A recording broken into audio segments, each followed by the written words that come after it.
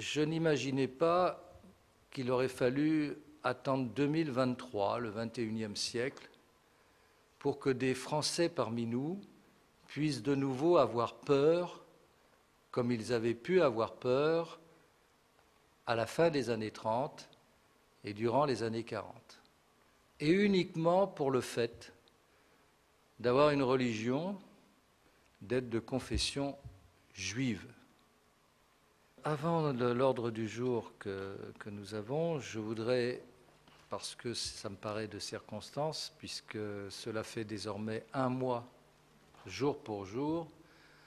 le 7 octobre dernier, l'innommable s'est accompli. Ce que l'on croyait être réservé à la Deuxième Guerre mondiale, à la tragédie de la Shoah, ce que l'on croyait ne devoir revoir que dans les documentaires historiques, eh bien, c'est reproduit d'une manière absolument ignominieuse et indicible. Je veux bien sûr parler des 1400 victimes civiles, pour l'essentiel, abattues,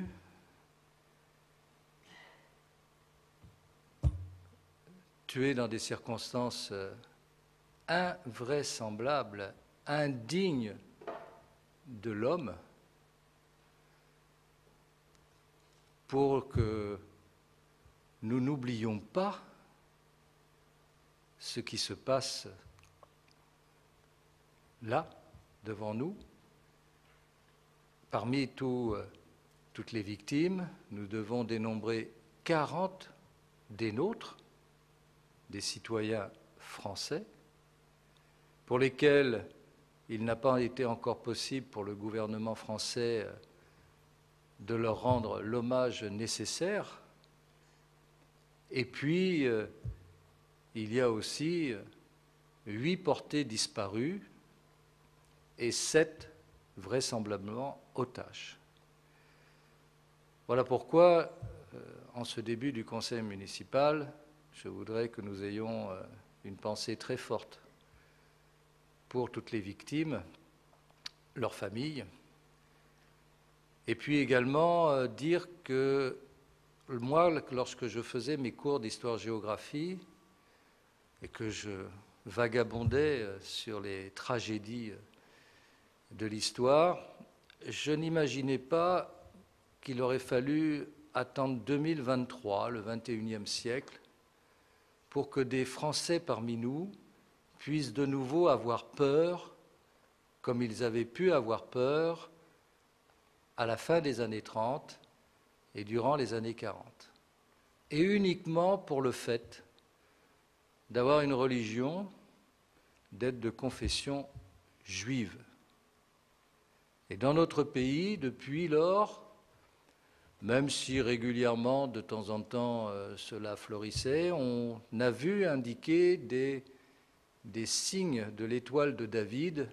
sur des bâtiments privés, comme à Berlin, dans les années 30, pour bien indiquer que dans cet endroit, dans cet immeuble, pouvaient vivre des familles juives. Eh bien, que dans un pays comme la France, héritier de la philosophie des Lumières, porteuse des valeurs qui ont fait sa grandeur avec sa devise « Liberté, égalité, fraternité » et sa déclaration des droits de l'homme et du citoyen, savoir qu'aujourd'hui, dans notre pays, on puisse revivre des périodes tragiques du passé, doit nous amener tous, d'abord à être solidaires, à apporter notre soutien à ceux des nôtres qui ne doivent pas avoir peur, parce qu'ils vivent en France. En tout cas, nous espérons que nous puissions revoir ceux qui auraient survécu à cette prise d'otages et de pouvoir les retrouver, bien sûr, parmi nous.